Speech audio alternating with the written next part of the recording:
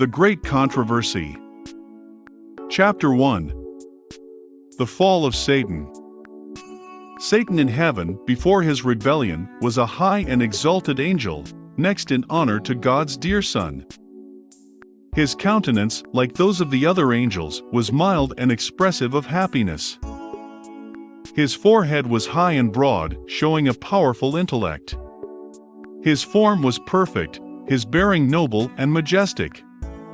A special light beamed in his countenance, and shone around him brighter and more beautiful than around the other angels, yet Jesus, God's dear Son, had the preeminence over all the angelic host. He was one with the Father before the angels were created. Satan was envious of Christ, and gradually assumed command which devolved on Christ alone. The great Creator assembled the heavenly host, that he might in the presence of all the angels confer special honor upon his Son. The Son was seated on the throne with the Father, and the heavenly throng of holy angels was gathered around them. The Father then made known that it was ordained by himself that Christ, his Son, should be equal with himself, so that wherever was the presence of his Son, it was as his own presence. The word of the Son was to be obeyed as readily as the word of the Father. His Son he had invested with authority to command the heavenly host. Especially was his Son to work in union with himself in the anticipated creation of the earth and every living thing that should exist upon the earth. His Son would carry out his will and his purposes, but would do nothing of himself alone. The Father's will would be fulfilled in him.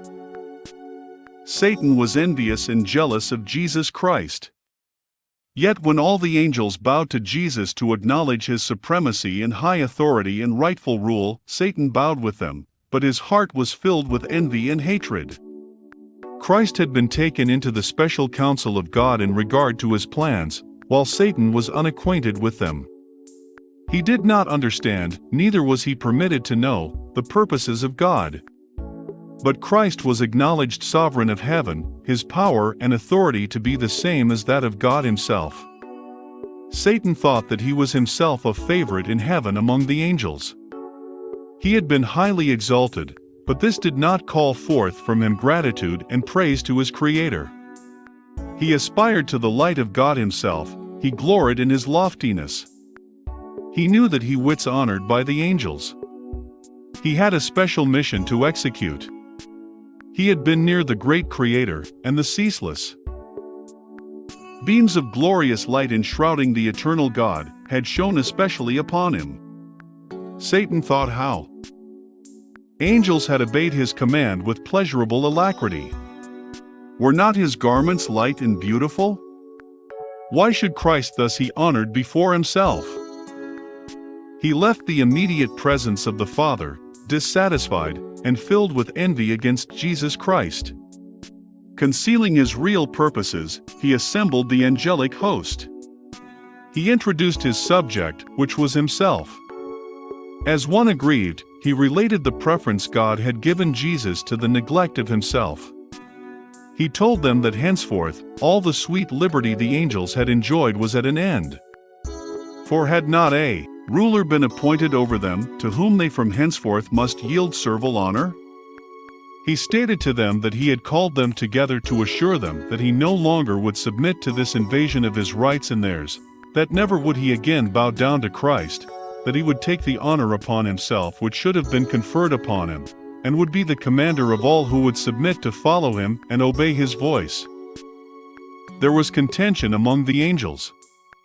Satan and his sympathizers were striving to reform the government of God. They were discontented and unhappy because they could not look into his unsearchable wisdom and ascertain his purposes in exalting his Son Jesus and endowing him with such unlimited power and command. They rebelled against the authority of the Son. Angels that were loyal and true sought to reconcile this mighty, rebellious angel to the will of his Creator.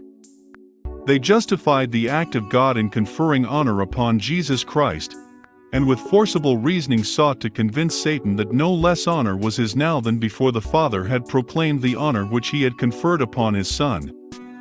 They clearly set forth that Jesus was the Son of God, existing with him before the angels were created, and that he had ever stood at the right hand of God, and his mild, loving authority had not heretofore been questioned, and that he had given no commands, but what it was joy for the heavenly host to execute. They urged that Christ's receiving special honor from the Father, in the presence of the angels, did not detract from the honor that he had heretofore received. The angels wept. They anxiously sought to move Satan to renounce his wicked design and yield submission to their Creator, for all had heretofore been peace and harmony, and what could occasion this dissenting, rebellious voice? Satan refused to listen. And then he turned from the loyal and true angels, denouncing them as slaves. These angels, true to God, stood in amazement as they saw that Satan was successful in his effort to excite rebellion. He promised them a new and better government than they then had, in which all would be freedom. Great numbers signified their purpose to accept Satan as their leader and chief commander.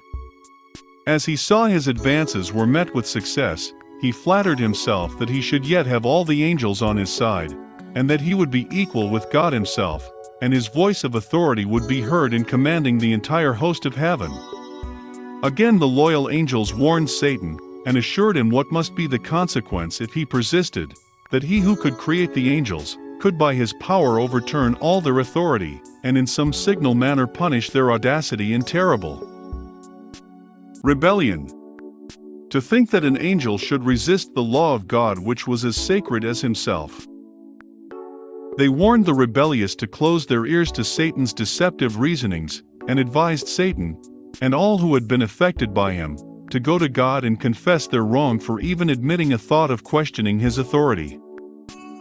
Many of Satan's sympathizers were inclined to heed the counsel of the loyal angels, and repent of their dissatisfaction, and be again received to the confidence of the Father and his dear Son. The mighty revolter then declared that he was acquainted with God's law, and if he should submit to servile obedience, his honor would be taken from him. No more would he be entrusted with his exalted mission. He told them that himself and they also had now gone too far to go back, and he would brave the consequences, for to bow in servile worship to the Son of God he never would, that God would not forgive, and now they must assert their liberty and gain by force the position and authority which was not willingly accorded to them. The loyal angels hasten speedily to the Son of God, and acquaint him with what is taking place among the angels. They find the Father in conference with his beloved Son, to determine the means by which, for the best good of the loyal angels, the assumed authority of Satan could be forever put down. The great God could at once have hurled this arch-deceiver from heaven, but this was not his purpose. He would give the rebellious an equal chance to measure strength and might with his own Son and his loyal angels. In this battle every angel would choose his own side, and be manifested to all. It would not have been safe to suffer any who united with Satan in his rebellion to continue to occupy heaven.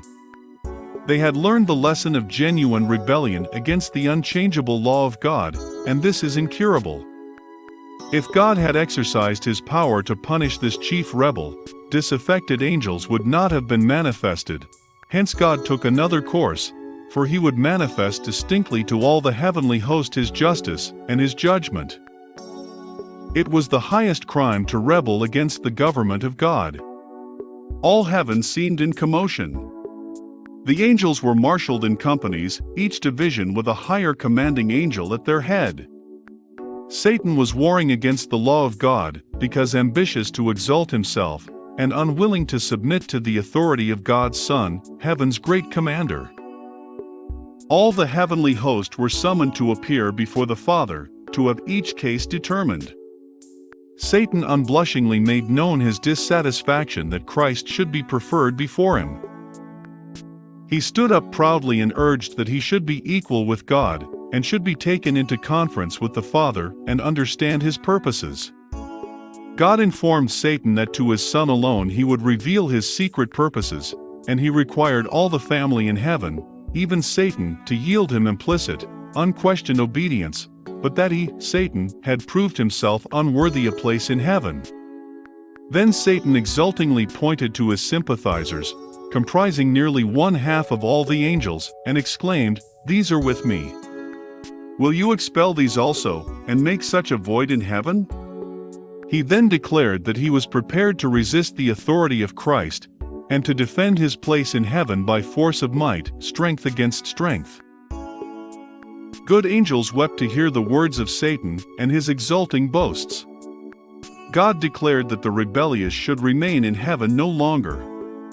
Their high and happy state had been held upon condition of obedience to the law which God had given to govern the high order of intelligences. But no provision had been made to save those who should venture to transgress his law. Satan grew bold in his rebellion and expressed his contempt of the Creator's law. This Satan could not bear. He claimed that angels needed no law, but should be left free to follow their own will, which would ever guide them right.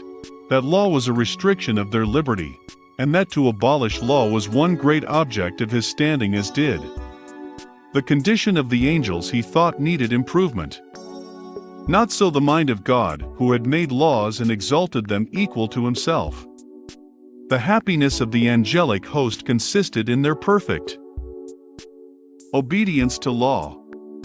Each had his special work assigned him, and until Satan rebelled, there had been perfect order and harmonious action in heaven.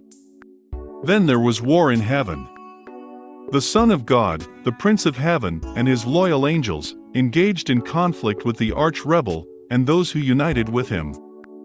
The Son of God and true, loyal angels prevailed, and Satan and his sympathizers were expelled from heaven. All the heavenly host acknowledged and adored the God of justice. Not a taint of rebellion was left in heaven. All was again peaceful and harmonious as before. Angels in heaven mourned the fate of those who had been their companions in happiness and bliss. Their loss was felt in heaven.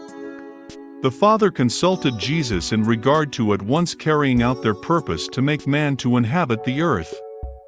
He would place man upon probation to test his loyalty before he could be rendered eternally secure. If he endured the test wherewith God saw fit to prove him, he should eventually be equal with the angels. He was to have the favor of God, and he was to converse with angels, and they with him. He did not see fit to place them beyond the power of disobedience.